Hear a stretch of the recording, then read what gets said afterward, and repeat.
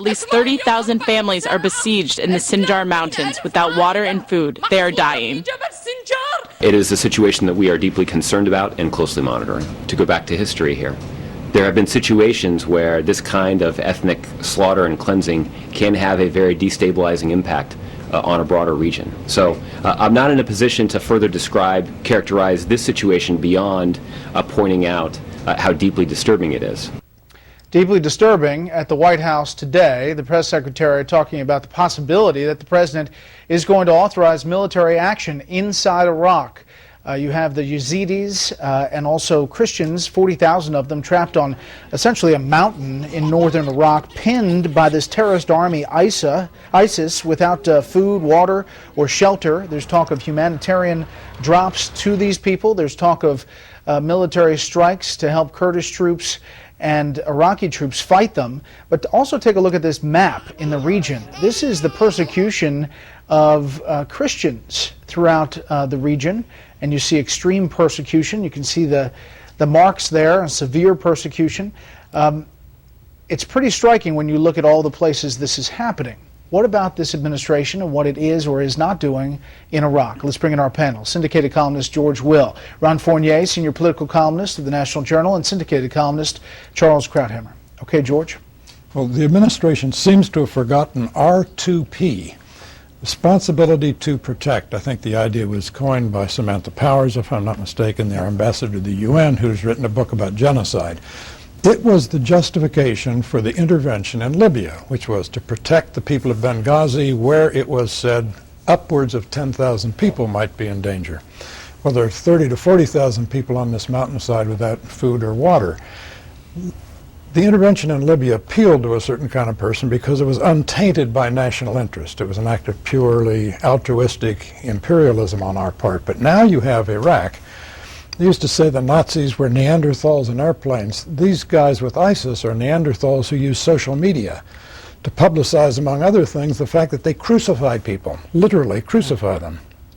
Now, if we have, as we have affirmed and as we have some treaty obligations to act against genocide, and remembering that Bill Clinton said the worst regret of his presidency is that nothing was done when, 800,000 people died in Rwanda?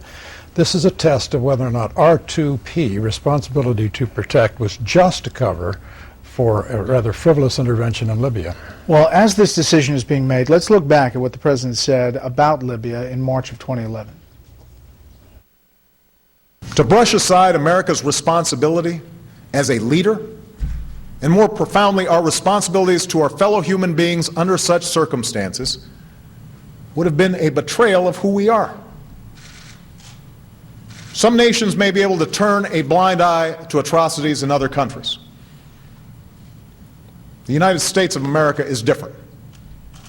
And as president, I refuse to wait for the images of slaughter and mass graves before taking action. Okay, Ron, since then, obviously, we've had Syria, and that has escalated beyond 160,000. Yeah, that's a point I was going to make. I think in this particular case, because of the heart-wrenching and very visual nature of it, the president will meet this particular test, and we will have airdrops, probably airstrikes. But the fact of the matter is, we have genocide and terrible things going on all over the world, and the president has to make some very tough choices about where to commit and where not to commit troops. And just like we can't let every wretched soul across our borders, we can't protect every person who's being persecuted around the world. And the president making those remarks during the campaign, that was a promise he should have known and probably did know that he couldn't keep. We can't intervene everywhere. Charles. But that's precisely why you have to have two criteria for intervention. One would be the moral one. You want to save these people on the mountaintop. But as you say, there are people on mountaintops, as it were, everywhere. So where do you go? Well, then that's when the second criterion is important. That is strategic importance to the United States. We have had a crisis unfolding slowly for months here, where the strategic interest of the United States was deeply affected.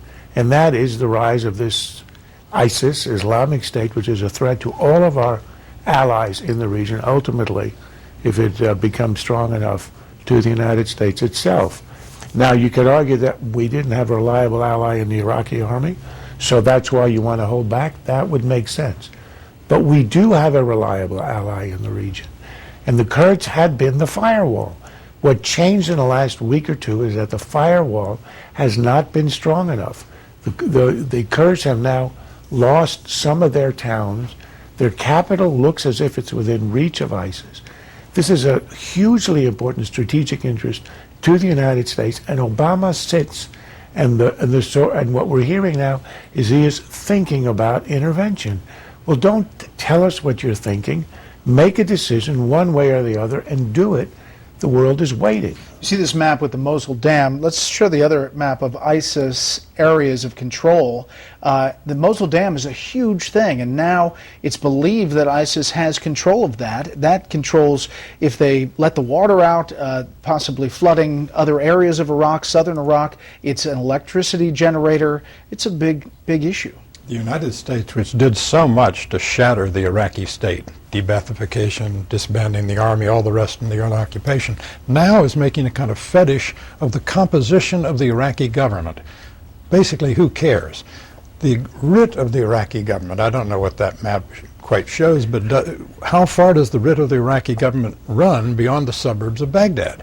The country is falling apart, and we ought to pick a sliver of it and make it as large a sliver as we can, as Charles says, by supporting the Kurds. Well, the key thing here for this administration, the key goal was to get out of Iraq and to stay out of Iraq. Right. And so they are probably having a really hard time getting back in. Yeah, like I like to say, we fumbled our way in and we fumbled our way out, and now the president's trying to be as disengaged as he can, and he can't be disengaged from this. I think his toughest choice is whether or not to do more than airstrikes and airdrops, but whether there should be even more support, arms for the Kurds. I'm wondering if that's what Charles was calling for. Look, here's the tragedy. We had an infrastructure in place.